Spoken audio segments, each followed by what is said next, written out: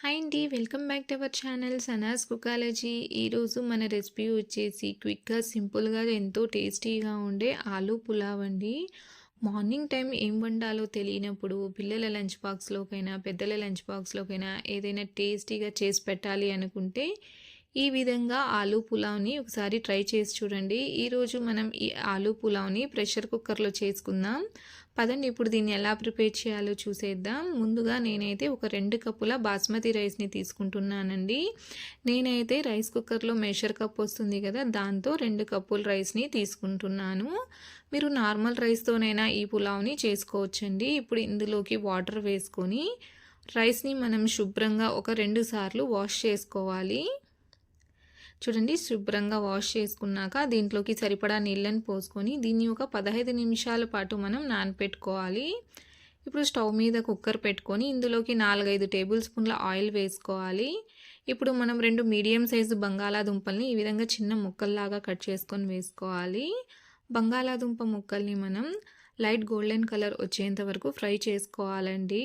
ఈ విధంగా ఫ్రై చేసుకోవడం వల్ల బంగాళాదుంప అనేది తినేటప్పుడు చాలా టేస్టీగా ఉంటుంది. చూడండి, మన బంగాళాదుంప ముక్కలు అనేటివి లైట్ గోల్డెన్ కలర్లోకి వచ్చేసాయి. చూడండి, ఈ విధంగా లైట్ గోల్డెన్ కలర్లో ఫ్రై అవ్వాలి. ఇలా ఫ్రై అయిన ఈ ముక్కల్ని ఇప్పుడు మనం ఆయిల్లో నుంచి తీసేసుకొని పక్కన పెట్టేసుకోవాలి. ఇప్పుడు ఇదే ఆయిల్లోకి మనం 2 బిర్యానీ ఆకులు, 4 లేదా 5 లవంగాలు, 1 ఇంచు దాల్చిన చెక్క, 3 లవంగాలు, 1 టేబుల్ స్పూన్ షాజీరాన్ వేసుకోవాలి.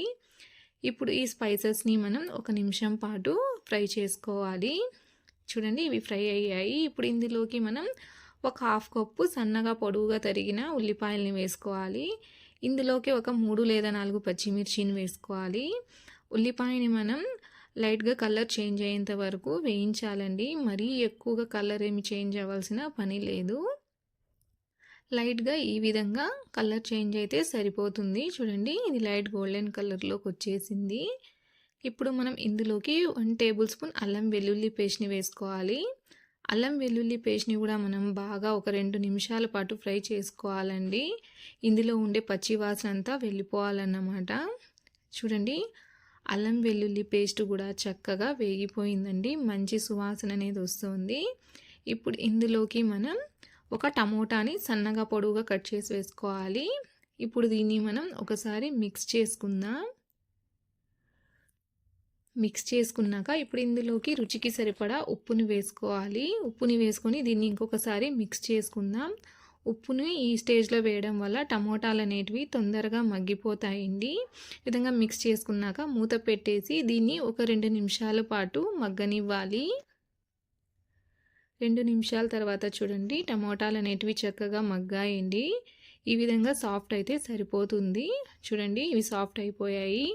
ఇప్పుడు ఇందులోకి మనం ఒక పావు కప్పు పచ్చి బఠానీని వేసుకోవాలి. మీ దగ్గర ఉంటే వేసుకోండి, లేదంటే స్కిప్ చేసేయచ్చు. పచ్చి బఠానీ వేసుకోవడం వల్ల టేస్ట్ అనేది చాలా బాగుంటుంది. పచ్చి బఠానీని వేసుకున్నాక దీన్ని 1 నిమిషం పాటు మనం వేయించాలండి ఈ మసాలాతో పాటు.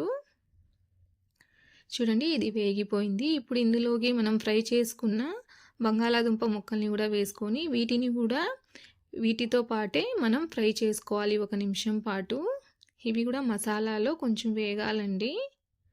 చూడండి, ఇవి కూడా చక్కగా వేగిపోయాయి. ఇప్పుడు ఇందులోకి మనం ఒక హాఫ్ టేబుల్ స్పూన్ కారపొడిని, ఒక హాఫ్ టేబుల్ స్పూన్ ధనియాల పొడి, పావు టేబుల్ స్పూన్ గరం మసాలాని, అలాగే సన్నగా తరిగిన కొత్తిమీర పుదీనాని ఒక హాఫ్ కప్పు వేసుకోవాలి.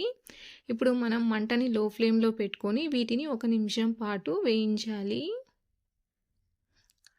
వీటిని లో ఫ్లేమ్లోనే వేయించండి. హై ఫ్లేమ్లో వేయిస్తే ఈ స్పైసెస్ అనేటివి మాడిపోతాయి. ఇవి చక్కగా వేగిపోయిందండి. ఇప్పుడు ఇందులోకి మనం నానబెట్టుకున్న రైస్ని వేసుకోవాలి. ఈ రైస్ని ఈ విధంగా మనం స్లోగా మిక్స్ చేసుకోవాలండి బాగా. చూడండి, ఈ విధంగా స్లోగా మిక్స్ చేసుకోండి. గట్టిగా మిక్స్ చేస్తే ఏమవుతుందంటే రైస్ అనేది విరిగిపోతుంది. ఇప్పుడు ఇందులోకి మనం ఒక 4 కప్పుల నీళ్ళని పోసుకోవాలి. 1 కప్పుకి 2 కప్పుల నీళ్ళ చొప్పున మనం వేసుకోవాలండి. నీళ్ళు వేసుకున్నాక దీన్ని ఒకసారి బాగా మిక్స్ చేసుకుందాం. ఇప్పుడు మనం దీనికి మూత పెట్టేయాలండి. మూత పెట్టేసి హై ఫ్లేమ్లో మనం ఒక 2 విజిల్స్ వచ్చేంత వరకు దీన్ని కుక్ చేసుకోవాలి.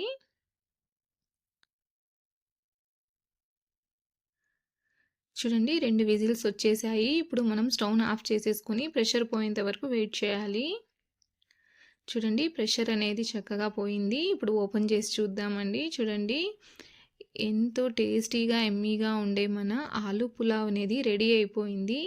ఇప్పుడు దీన్ని స్లోగా ఒక పక్క నుంచి దీన్ని ఈ విధంగా తీసుకొని బాగా మిక్స్ చేసుకోవాలండి. చూడండి ఈ విధంగా స్లోగా మిక్స్ చేసుకోండి.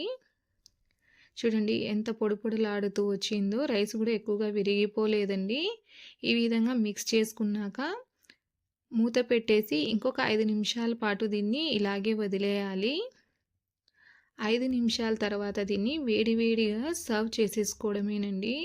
చాలా చాలా టేస్టీగా ఉంటుందండి ఆలు పులావ్ అనేది. మీరు దీన్ని రైతాతో సర్వ్ చేసుకోవచ్చు, లేదా ఏదైనా టమోటా గ్రేవీతో కానీ దీన్ని మీరు సర్వ్ చేసుకుంటే చాలా చాలా బాగుంటుందండి. ఇది ఇలా తిన్నా కూడా చాలా చాలా టేస్టీగా ఉంటుంది. మార్నింగ్ టైం ఏం వండాలో తెలియనప్పుడు, లేదా పిల్లల లంచ్ బాక్స్లోకైనా ఈ విధంగా ఎంతో టేస్టీగా సింపుల్గా అయిపోయే ఆలు పులావ్ని ట్రై చేసి చూడండి. మీకు ఈ ఆలు పులావ్ రెసిపీ ఎలా అనిపించిందో నాకు తప్పకుండా కామెంట్లో తెలియచేయండి. అలాగే వీడియో నచ్చినట్లయితే లైక్ చేయండి, షేర్ చేయండి. అలాగే నా ఛానల్ని సబ్స్క్రైబ్ చేసుకోండి. Thanks for watching.